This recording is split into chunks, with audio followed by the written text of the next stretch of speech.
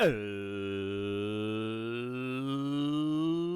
and gentlemen, boys and girls, children of all ages, wrestling fans and sports entertainment fans, welcome to the No Shave Man Cave. I'm Ellie Jair.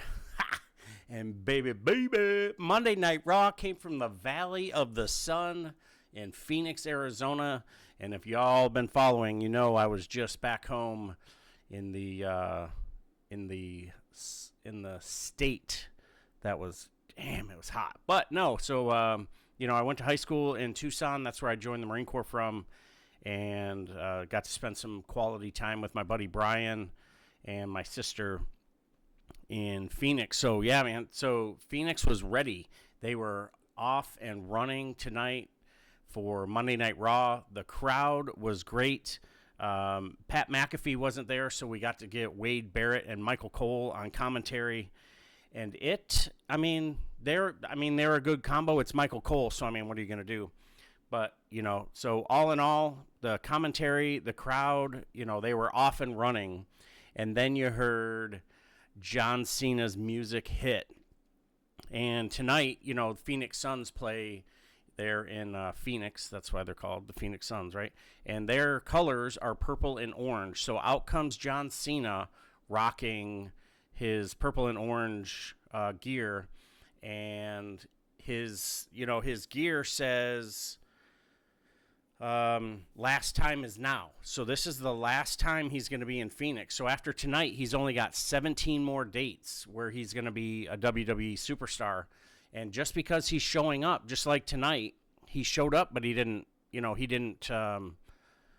put on a match. So we got to see him just the other night, and in defeat when Ron Killings, R-Truth, Ron Killings, came out in black on black, and then Cody and Uso were able to get the victory this weekend. So, so now Monday Night Raw coming to you on Netflix, and it was a really, really good show. So then you get CM Punk coming out, and, here's CM Punk.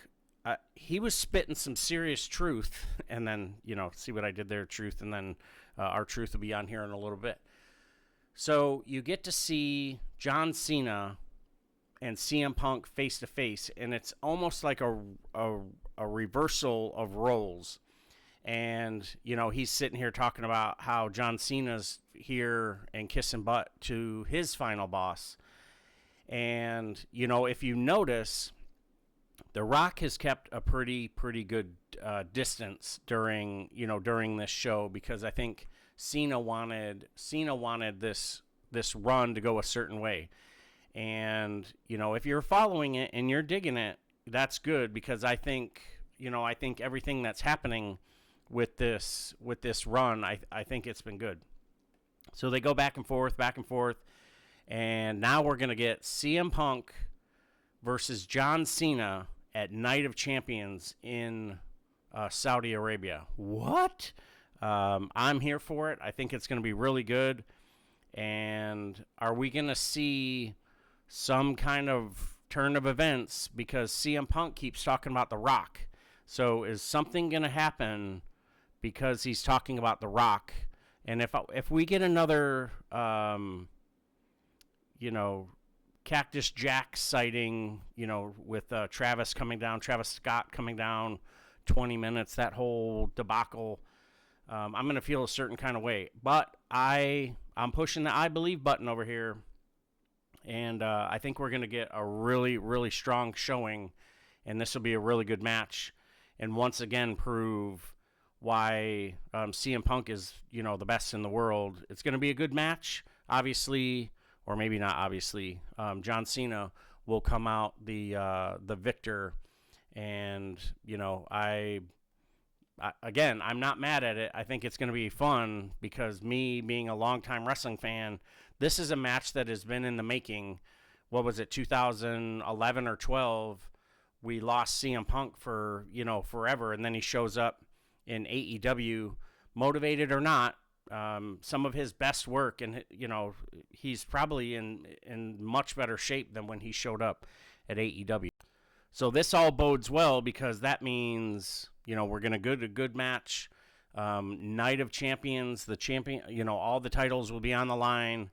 And as we roll through the card, I think as this card starts to come together, some of the talk of some of the matches that are going to occur, wow, the fans in Saudi are definitely going to get their money's worth. So all in all, thought the show was really good. We had a Queen of the Ring match. Oh man, Rhea Ripley, awesome body of work, and everything that she's doing, the character work and her registering and selling was on point tonight. Liv Morgan did above average, and Roxanne Perez, I cannot say enough good things about this wrestler and the work that she put in on this match. And then great to see Kairi Sane. I think this is her third or fourth match in, and she looked great. She hit that psycho elbow. I thought, yup, that's it. And what do we get? We get a 3 count. Roxanne Perez rolls up Kairi Sane for the 3 count and gets the victory.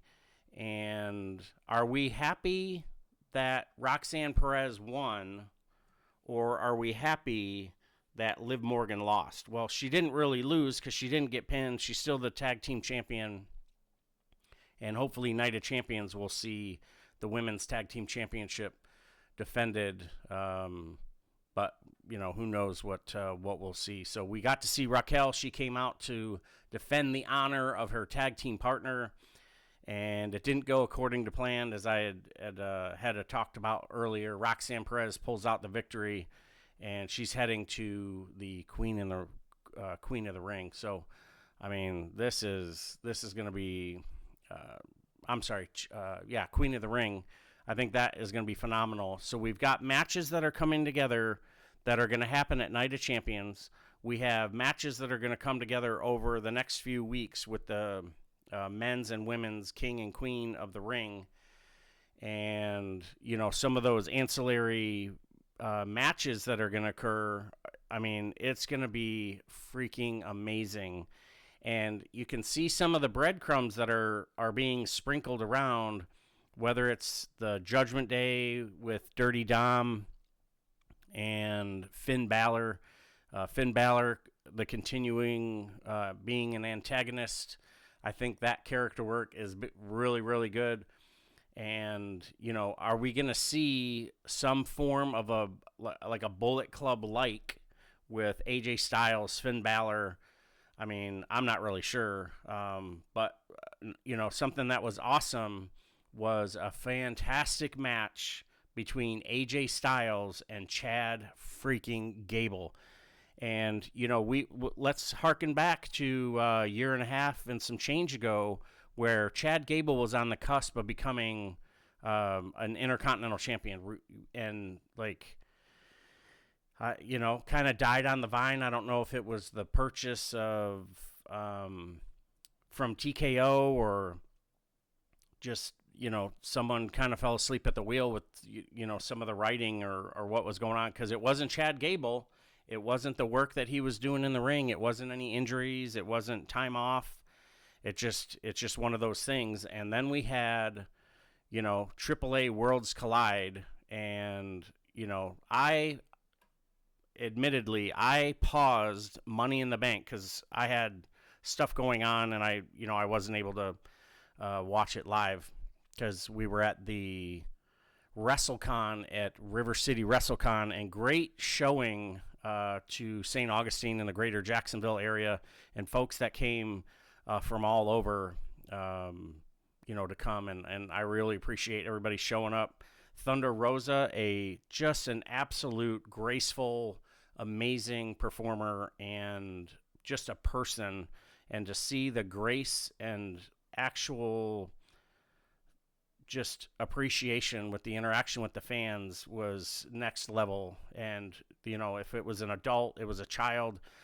There were some men, women, and children that were handy capable, and she just took so much time and care, and I'm just utterly proud to be part of, her dare I say, wrestling family, because Jay Tilly and I, we were fortunate to present Dulce Tormenta and the former women's champion from AEW, NWA champion, Lucha Underground Trios champion. I mean, just she's held titles everywhere, Yoshi champion, and she's just a champion across the board. So shout out to Thunder Rosa and Dulce Tormenta. Congratulations to both of those phenomenal performers, and we're very excited to see Thunder Rosa on AEW programming here on Wednesdays and Saturdays, and whenever they kick off their pay-per-views.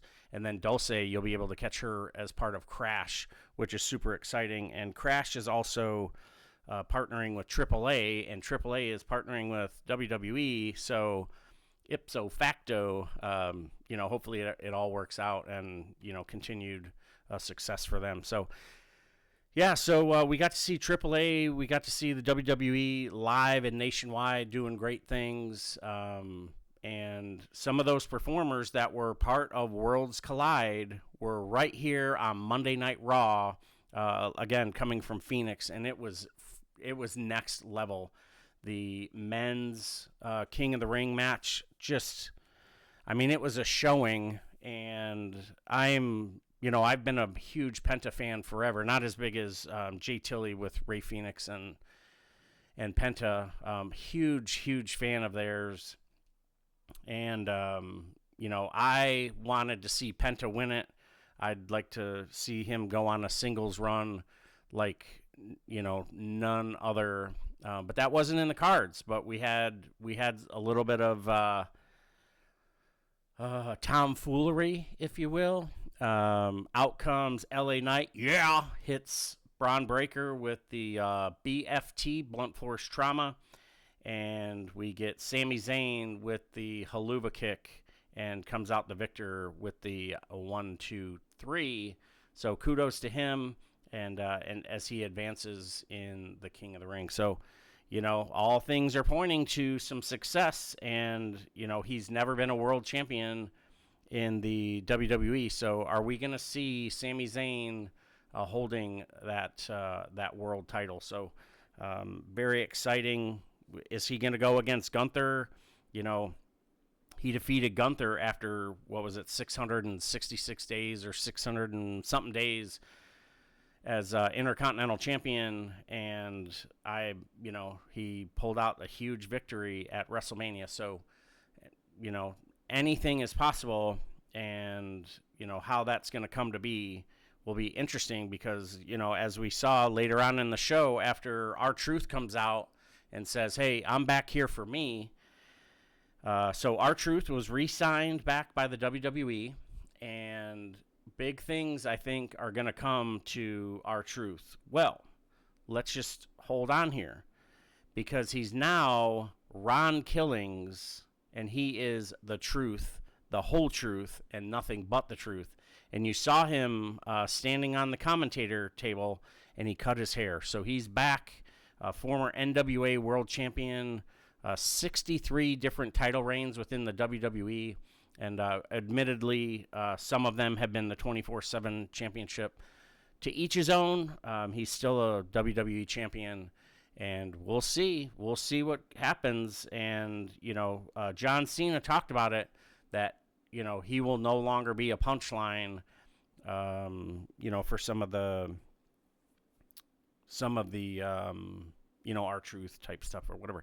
And I don't think we're going to be seeing the same R-Truth. I think we're going to see Ron Killings, who was a very, very dominant performer. Like I said, he's a former NWA World Champion. So we'll see what comes of it. Obviously, we're gonna get some amazing character work, and he's just phenomenal. And this is probably his swan song, and we'll see him go out on a good note, or out on a shield one way or another. So. The crowd was sold out in Phoenix, Arizona, and you could tell by just the ruckus that the crowd was carrying on anytime the performers that they wanted to see, their music would hit, and boom, you could feel it. Well, one performer that they wanted to see was Phoenix's own Nikki Bella. So Nikki comes out. She's a Hall of Famer, part of the Bella Twins, and longest reigning Divas champion, multi-time Divas champion, and like I said, she's a Hall of Famer. So I mean, this is big to get a Hall of Famer back in the ring. I think it says a lot about the Machine and the WWE and TKO and everything that they're doing. Well, let's think back, because she had the neck injury, and this is how many champions, how many Hall of Famers or future Hall of Famers have we seen come back? Copeland came back, or Edge came back after a long time being away. We saw Bryan Danielson, Daniel Bryan. We saw him come back after being in and out of the ring, comes back, signs with AEW, and now he's dealing with, the current medical situation that he's dealing with. So is her returning, is that phenomenal for her because she's ready to be back in the ring, or is this foreshadowing an end of a career like what Bryan Danielson is dealing with the neck injury, and he's eventually going to have to get surgery and all that? And Jay Tilley, he's had to have neck surgery. I've had 3 back surgeries, and that's not something you just snap back from, regardless of what age you are.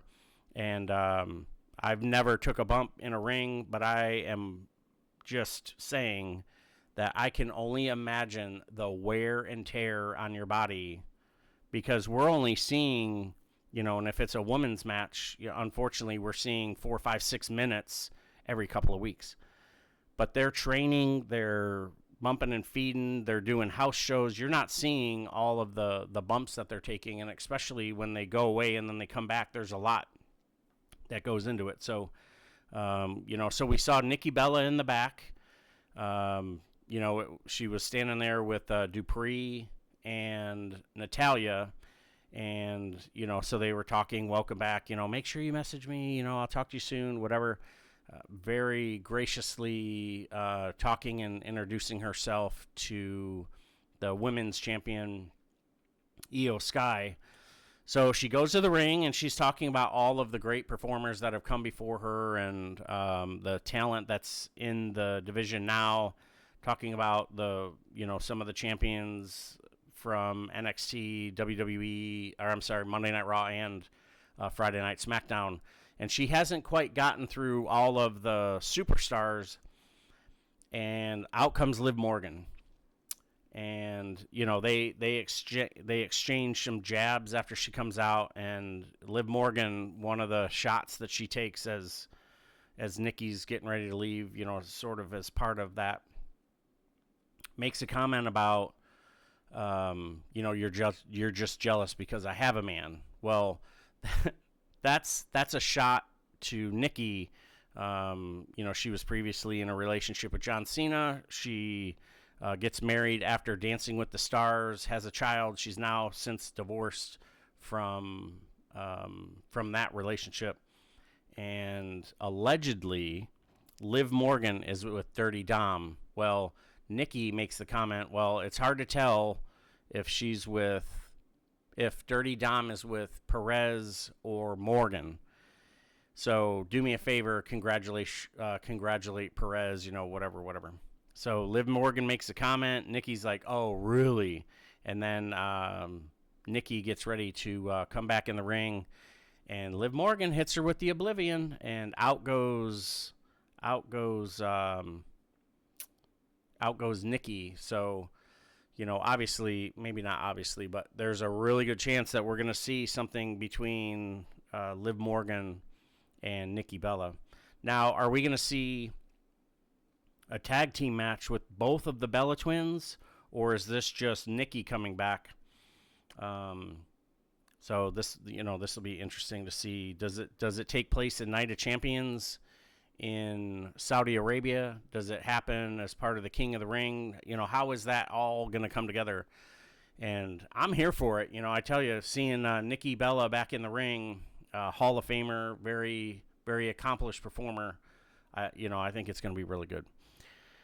So, speaking of really good, as most of you know, I am a yeeter. I'm a huge Uso fan. I have the Intercontinental title right here, which is the custom side plates I sort of conjured up based on some of his tattoos and stuff. And I have, it's not displayed right now, but I have a Jey Uso world title that has the blue plates that I'm not going to take the plates off and put the Gunther's plates on it. Jey Uso, 51 days as your world champion, and he takes the L. Great match, very great story, really good up and down.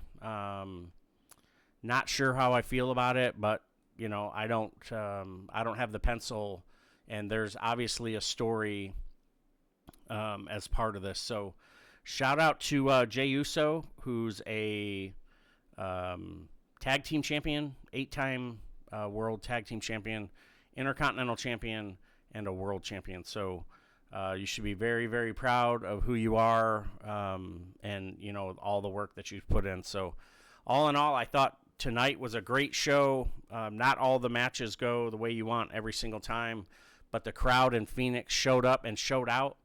And, Roxanne Perez is going to continue on with the Queen of the Ring.